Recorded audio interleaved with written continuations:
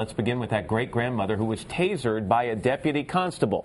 We'll talk exclusively with Sue Winkfine in a moment. But first, Today National correspondent Amy Roback has the details of the story. Amy, good morning. Good morning to you, Matt. It happened back in May during what started out as a routine traffic stop. But things quickly became anything but routine when that 72-year-old dared the officer to tase her. It's one of the most watched videos on YouTube, a Texas traffic stop that ended with 72-year-old great-grandmother getting zapped twice with a taser. It started when a deputy constable saw this pickup truck speeding through a construction zone. Deputy Chris Beasy may not have been expecting trouble from a 4'11" Catherine Winkfine, but right away the constable got an earful. The deputy tried to get Winkfine to sign a traffic ticket, agreeing that she'd showed up for court. When she refused, he opened the door to arrest her, and that's when the trouble started. Give me the thing, I'll sign it. Give it to me and I'll sign it. Oh, you're going to shove me? Man, you're going to shove a 72-year-old woman? Authorities say that shove was to get both of them off the busy highway.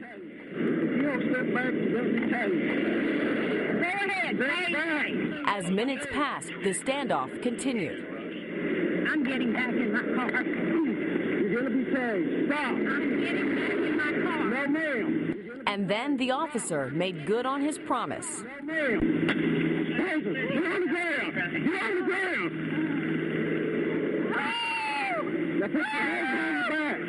Winkfine was hit twice with the taser before she was finally handcuffed and taken to jail, charged with resisting arrest. Before this dashboard video was released, she denied being difficult in an interview with a local Fox station. I wasn't argumentative. I was not combative, okay? All of this is a lie. Every bit of this is a lie. Authorities say the 72-year-old did not require medical attention, but Winkfine later demanded $135,000 for pain, suffering, and humiliation. Even though an internal investigation revealed the officer did everything by the book, Travis County offered Winkfine a $40,000 settlement, which she's accepted. The constable's office calls that a miscarriage of justice. When the county wrote a check for $40,000, you rewarded this defendant for bad behavior, which is wrong. So if the officer did nothing wrong, why then the settlement deal? A Travis County judge says defending a lawsuit from Winkfine could have cost the county a lot more than just $40,000. Matt. All right, Amy, thank you very much. Catherine Sue Winkfine is with us exclusively, along with her son, Steve Eastland, and her attorney, Thomas Turtelot. Good morning to all of you. It's nice to see you. Full disclosure, we spent some time together yesterday, right? I got to know you a little bit. We talked. You seemed like an awfully nice lady to me. You couldn't have been more polite. And then I look at that tape, Sue, and I think, which one is the real Sue Winkfine? Well, this one is definitely. I just lost my temper. I do that maybe twice a year, but that day I lost it. So when you look at the tape of what happened that day and you see yourself behaving that way, what do you think? I think if I had to do it over, I would just not say anything, not react. Even though you disagreed with the whole speeding concept, you didn't think you should have been pulled over. Well, but you did resist arrest.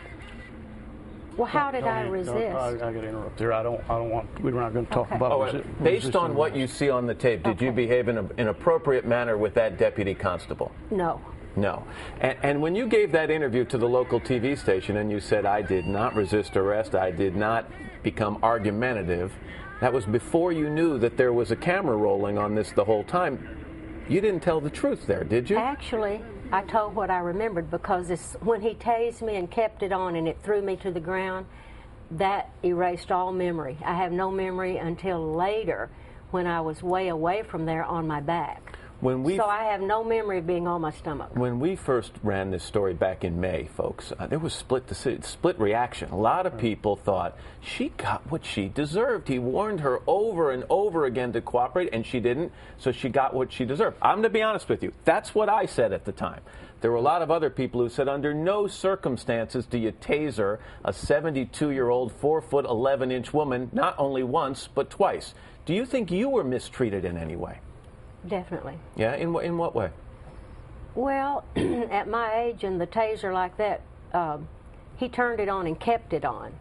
And then hit her a second time. Yeah, and then tased me the second time. That was too much. The other thing is, she twice offered to sign the ticket when she got to the back of the truck. I still don't understand why he never gave her the opportunity to sign the ticket and proceeded forward with trying to arrest her. He could have very easily said, let's step over here, let's sign the ticket, and we can all go down the road. Do you guys worry about, I mean, what I thought at the time, Steve, and I'll let you handle this one, I thought, well, what happens if this had gotten more, like right there, more out of hand? She'd walked out on the street, and some poor driver coming along swerves to avoid her and ends up getting killed. Well, actually, if you look at the dash cam, his cruiser is out into the street, pretty much blocking traffic. I don't think that was possible for that to happen. So you don't think this could have gotten more dangerous for Sue, for your mom? I think he had the opportunity to shut the thing down and didn't do it like Tom just said, indicated.